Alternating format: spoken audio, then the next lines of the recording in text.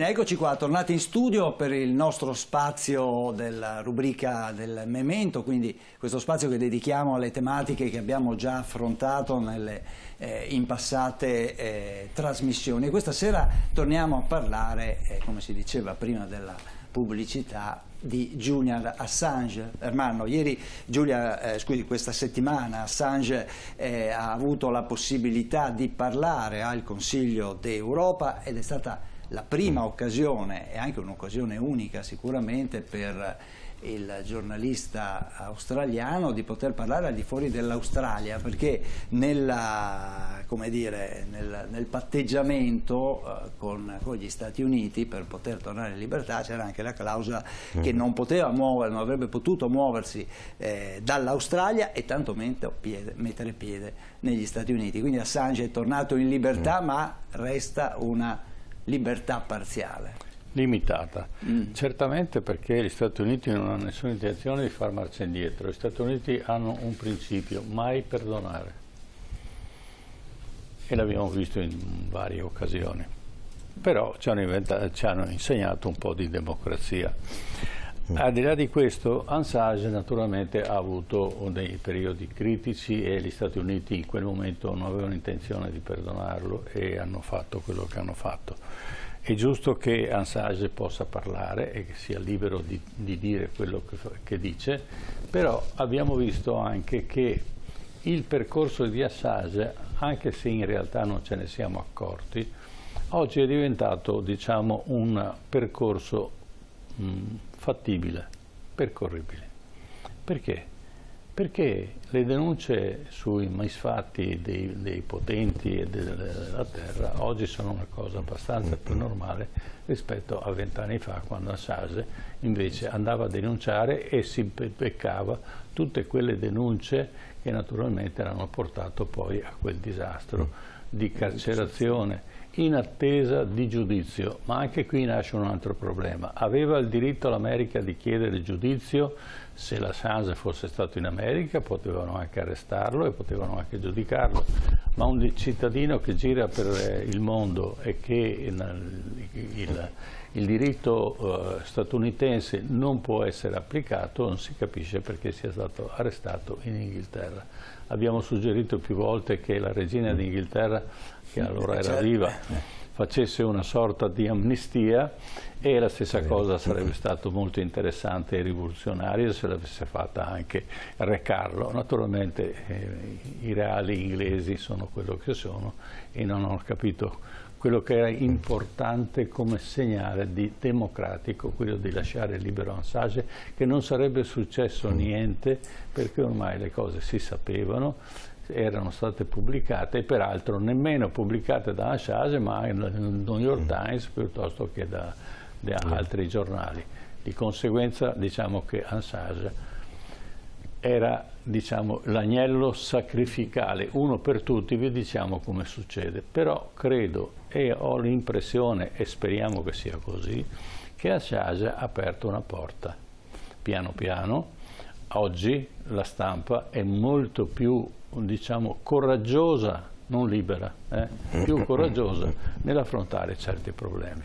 E allora abbiamo con noi due ospiti che hanno seguito il percorso di Assange, che ci potranno commentare meglio quello che è successo. Certo, e saluto e ringrazio per essere con noi in studio Roberto Pavanello. Buonasera Pavanello. Grazie, buonasera a voi. Grazie di essere qui con noi, fa parte dell'associazione Schierarsi, che è l'associazione che fa capo ad Alessandro Di Battista, che per tanti mesi, tante serate ha dedicato proprio i suoi monologhi, il suo spettacolo a Julian Assange, al caso di Assange. Saluto in collegamento la collega Sara Chessa. Buonasera Sara.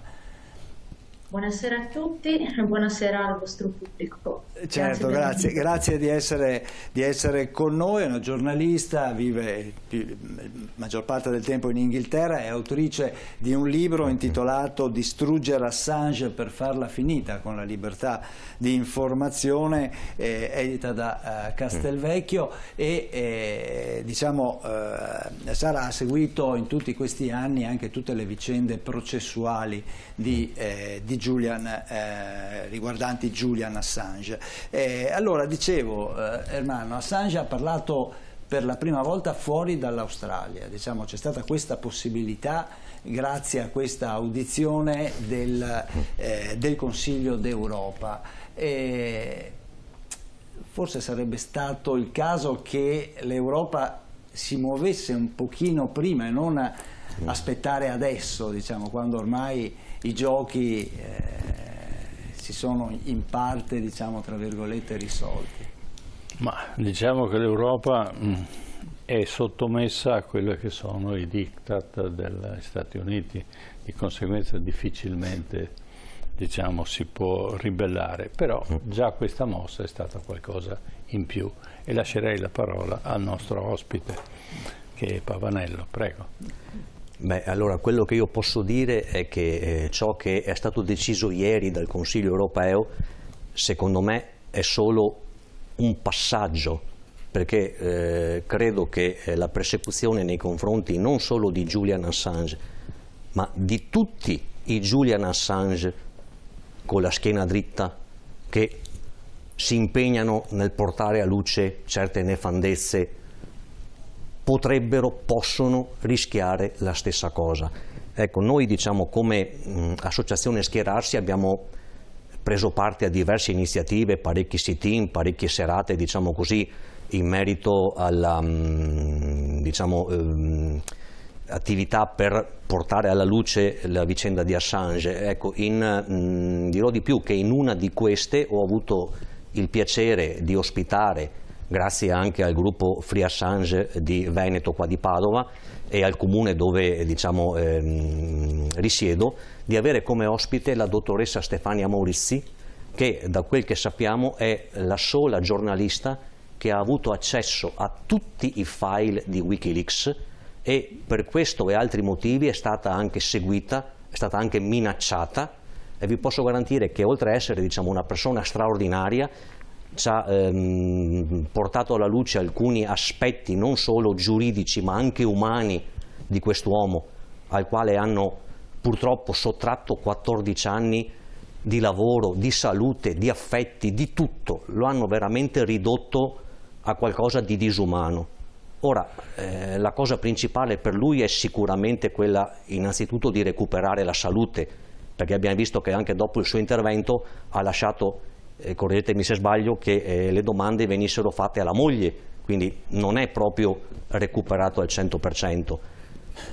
Cosa dire? Che attualmente, allo stato attuale, credo che molti pochi giornalisti rischiano di avere le conseguenze di Assange. Fatto qualche caso raro, purtroppo l'informazione vediamo che è appiattita, è semi nascosta. Vediamo anche come vengono riportati i recenti avvenimenti, vengono riportati alla loro maniera, non ci raccontano tutto quello che corrisponde alla verità. Per cui, ecco, noi, diciamo, ci siamo attivati per quello che potevamo fare. Ecco, ripeto, lo stesso Alessandro, come dicevate prima, ha fatto diversi spettacoli teatrali, buona parte del ricavato andava alla moglie per coprire le spese legali, e tutto sommato qualcosa si è ottenuto. Alla Stella Morris, alla moglie di Julian, si veniva bonificato per, diciamo, pagare parte delle spese legali. Noi, ecco, da questo punto di vista, nel nostro piccolo siamo riusciti a fare qualcosa. È chiaro che secondo noi non finisce qua.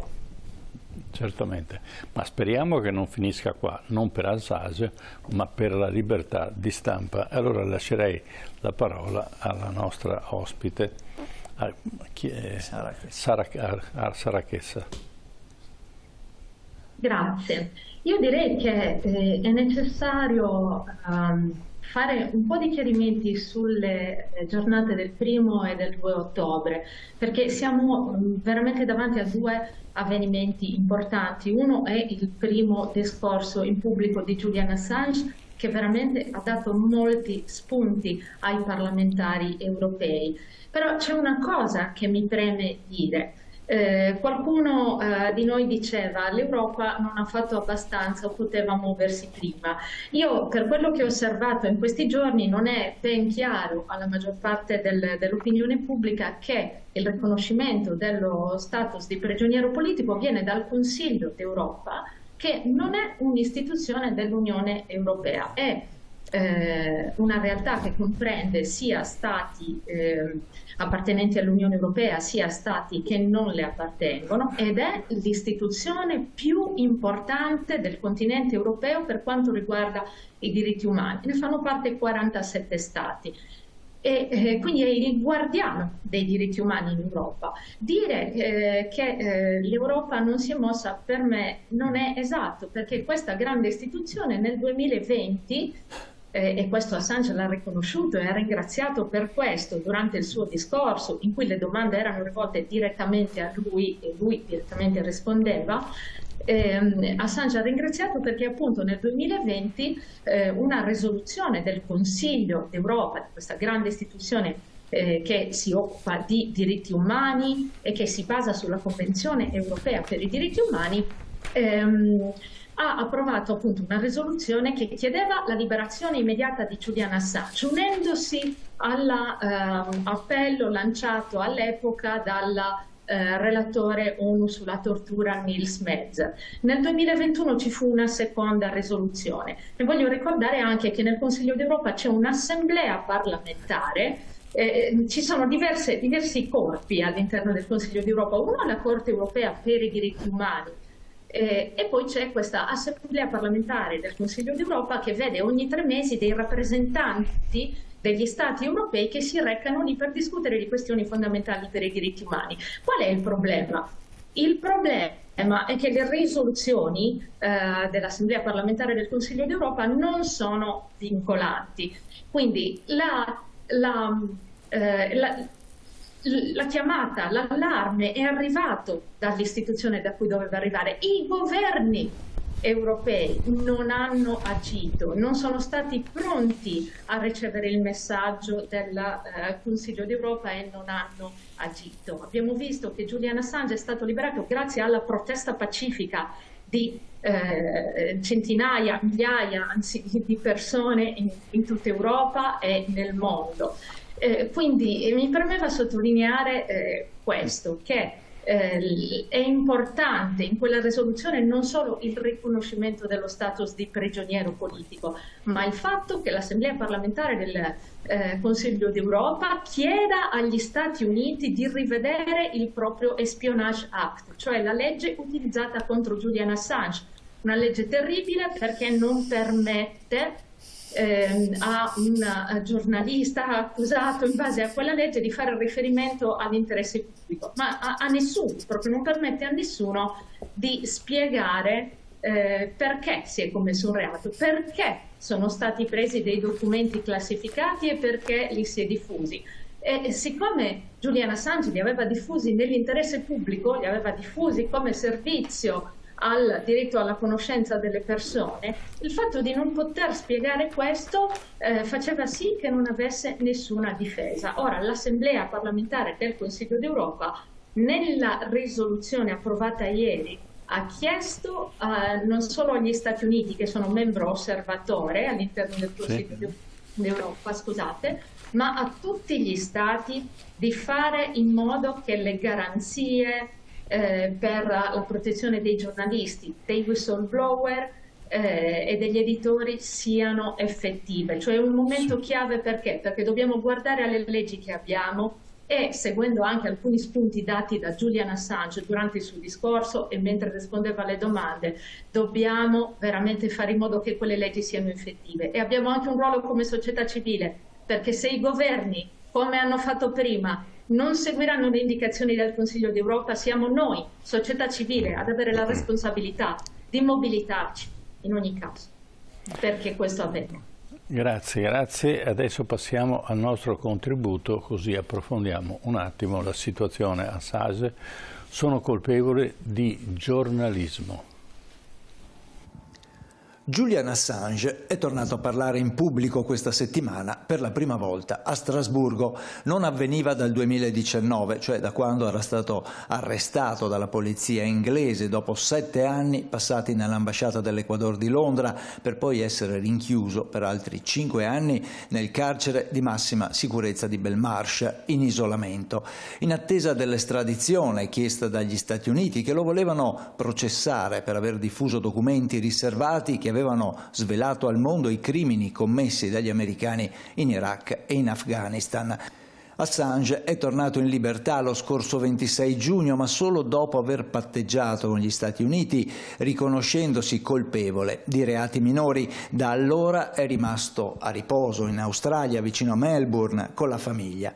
Assange si è presentato davanti alla Commissione di Strasburgo per testimoniare sulle condizioni della sua detenzione, ma Assange non ha parlato della sua prigionia, ma invece di quello che la sua persecuzione politico-giudiziaria aveva rivelato. Da quando sono uscito da Belmarsh, ha detto Assange, ho notato un grande cambiamento nella nostra società. Nel 2010 Wikileaks era riuscito a denunciare al grande pubblico i crimini di guerra compiuti dai militari americani in Iraq, ma erano altri tempi, ha spiegato Assange. Oggi vengono trasmessi tutti i giorni in streaming da Gaza e dall'Ucraina orrori ancora più grandi, vediamo giornalisti uccisi a decine. Eppure perdura, anzi cresce, l'impunità dei colpevoli. L'intelligenza artificiale è usata per aumentare il numero di bersagli da colpire per l'assassinio di massa, perciò serve, ha concluso Assange, una presa di posizione ferma da parte dell'Assemblea parlamentare del Consiglio d'Europa contro questa barbarie, per la sopravvivenza della democrazia, ma anche per la sopravvivenza del giornalismo investigativo, che è sempre di più sotto tiro. Ho scelto la libertà sull'impossibilità di ottenere giustizia. Voglio essere totalmente chiaro, ha detto Assange. Non sono libero oggi perché il sistema ha funzionato. Sono libero oggi perché dopo anni di carcere mi sono dichiarato colpevole di giornalismo. Assange ha sottolineato come gli europei debbano obbedire alla legge sullo spionaggio degli Stati Uniti. Il suo caso ha aperto la porta alla possibilità che qualsiasi grande Stato possa perseguire i giornalisti in Europa. Se le cose non cambiano, nulla impedirà che quanto è accaduto a me accada di nuovo, ha spiegato Assange. Per la Commissione le accuse formulate contro Assange dagli Stati Uniti erano sproporzionatamente gravi, a tal punto che Assange meriterebbe la qualifica di prigioniero politico. È evidente, ha aggiunto la Commissione, che la sua detenzione abbia superato di gran lunga la durata ragionevole e accettabile per l'estradizione. Gli Stati Uniti, Stato osservatore del Consiglio d'Europa, sono stati invitati dalla Commissione a indagare sui presunti crimini di guerra e sulle presunte violazioni dei diritti umani rivelati da Wikileaks e a non lasciarli impuniti come è finora avvenuto. Ecco, quindi Pavanello, allora qui l'invito è anche agli Stati Uniti di andare a punire i criminali che hanno messo in atto poi di fatto quanto è stato denunciato da Wikileaks. Che però in realtà non sono mai stati perseguiti. Correggetemi se sbaglio. Dirò di più, che la legge usata contro Julian, se non ricordo male, è del 1917. Certo. Quindi è passato qualche anno. Ora, voglio dire, il mestiere di giornalista, un uomo come lui con la schiena dritta, non dovrebbe essere perseguito, dovrebbe essere premiato, dovrebbe essere d'esempio, perché uno su tutti, io ho avuto modo anche di visionare qualcosa, uno dei file di Wikileaks che si chiama Collateral Murder, se avete modo di visionarlo, ci fa vedere una scena straziante di un elicottero americano sopra il cielo di Baghdad che massacra dei presunti terroristi che in realtà erano giornalisti operatori della Reuters. Ce n'è uno che si salva, arriva un pulmino con l'intenzione di salvarlo, dall'elicottero chiedono l'ok per sparare, ma dicono ci sono 2 bambini nel van, dal comando ti rispondono è colpa loro se li portano in guerra. Quale guerra? Fake news. Quindi quest'uomo meriterebbe il Nobel e invece abbiamo visto che gli hanno sottratto 14 anni di famiglia, di salute, come dicevo prima. Dovrebbe essere, ripeto, un esempio per tanti altri. Purtroppo ce ne sono molto pochi e il rischio è che se qualcuno di questi segue la linea di Julian possa a sua volta essere perseguito. Speriamo di no, dai. L'importante è la sopravvivenza della democrazia, ma quella vera, non quella annunciata. Prego, dottoressa Chessa. Per la sopravvivenza della democrazia è necessario che ognuno di noi faccia la propria parte. Io sono assolutamente d'accordo con Roberto Pavanello quando dice che Julian Assange meriterebbe il Nobel per la pace perché le sue pubblicazioni, come confermato anche durante il processo da Paul Rogers, professore di studi per la pace che testimoniò in favore di Julian Assange, sono delle pubblicazioni ispirate da una motivazione politica. Perché? Perché Julian Assange voleva influire sulla politica del governo degli Stati Uniti e delle potenze occidentali affinché questa andasse nella direzione della pace. E che cosa ha fatto? Ha pubblicato centinaia di migliaia di documenti sugli orrori della guerra. Caso Collateral Murder menzionato da Roberto Pavanella purtroppo non era un caso isolato. È gravissimo esattamente come lui lo ha descritto e purtroppo dobbiamo aggiungere che violazioni dei diritti umani di quel tipo, se si leggono i documenti di Wikileaks sulla guerra in Iraq e in Afghanistan, si vede che sono qualcosa di sistematico, che è avvenuto in ogni singolo giorno di quelle guerre, che dovremmo chiamare invasioni e occupazioni peraltro, perché quello erano. E il lavoro di Julian Assange è consistito proprio nel sollevare la consapevolezza della opinione pubblica mondiale circa quello che stavamo facendo lì. E Julian nel suo discorso l'altro giorno in Consiglio d'Europa ha spiegato che Wikileaks non permetteva solamente di vedere quei fatti, ma anche di risalire alle politiche, ai meccanismi che li rendevano possibili.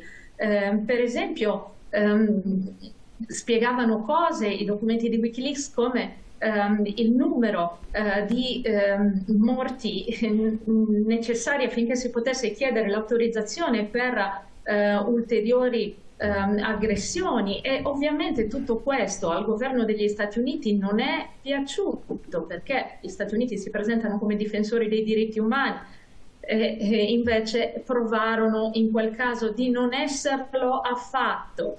E io considero Julian Assange non un nemico degli Stati Uniti. Gli Stati Uniti dovrebbero considerarlo il loro migliore alleato, perché ha offerto uno specchio attraverso la sua organizzazione Wikileaks e tutti i giornalisti che vi hanno lavorato e collaborato, ha offerto uno specchio agli Stati Uniti e anche alle altre potenze occidentali affinché potessimo vedere quanto ci siamo allontanati dalle democrazie che vogliamo essere.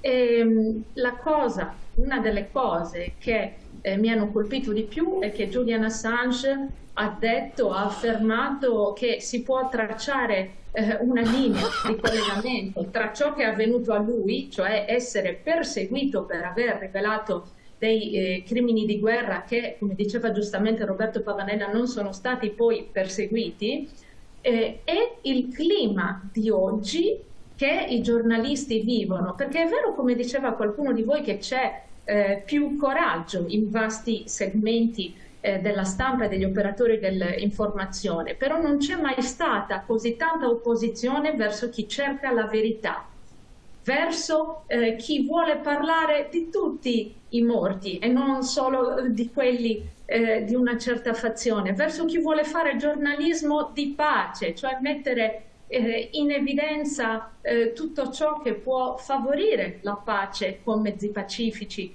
e la diplomazia.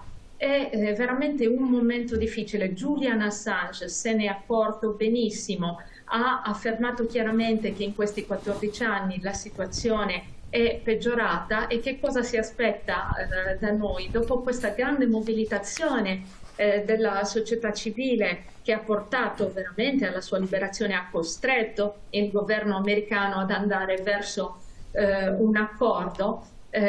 Quello che dobbiamo chiedere a noi stessi è veramente di partecipare come dicevo prima, a questa lotta per il miglioramento delle leggi, perché un'altra delle cose che Assange ha fatto notare è che ogni volta che noi scriviamo nuova legislazione dobbiamo fare estrema attenzione, perché ci sono alcuni interessi particolari che subito si preparano per dare un'interpretazione più ampia di quelle leggi. Così spiegava Assange davanti al Comitato Affari Legali dell'Assemblea parlamentare del Consiglio d'Europa e invitava a un maggiore livello di attenzione nel momento stesso in cui si scrivono le leggi, proprio perché si possa evitare, nel caso di altri giornalisti o nel caso di altri cittadini impegnati nella ricerca della verità e nella diffusione della verità, di andare incontro alle stesse conseguenze a cui è andato lui, ossia una situazione in cui le leggi esistono solo nella carta e non è possibile utilizzarle per difendere le libertà fondamentali. Certo.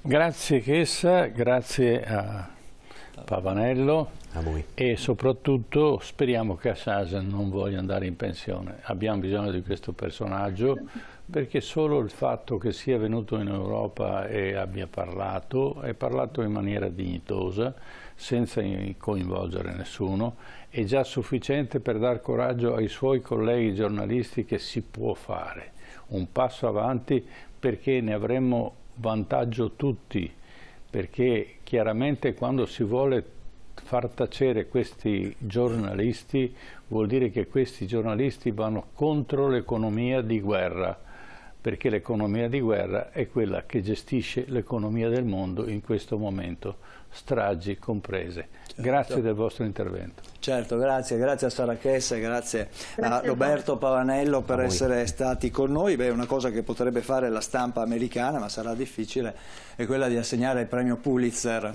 a Julian Assange, ad esempio. Anche il Nobel. Anche il Nobel per la pace, certo, come no, ma è una cosa che possono fare anche in patria. Non chiediamo a Biden di annullare le accuse, perché non l'ha fatto fino adesso. Insomma, sarebbe un po' difficile che lo faccia in questi ultimi giorni prima delle elezioni americane. Grazie per essere stati con noi, per averci aiutato ancora a raccontare la grandezza di questo giornalista, di Julian Assange. Per voi telespettatori adesso andiamo un attimo in pubblicità, poi torniamo subito, tra poco.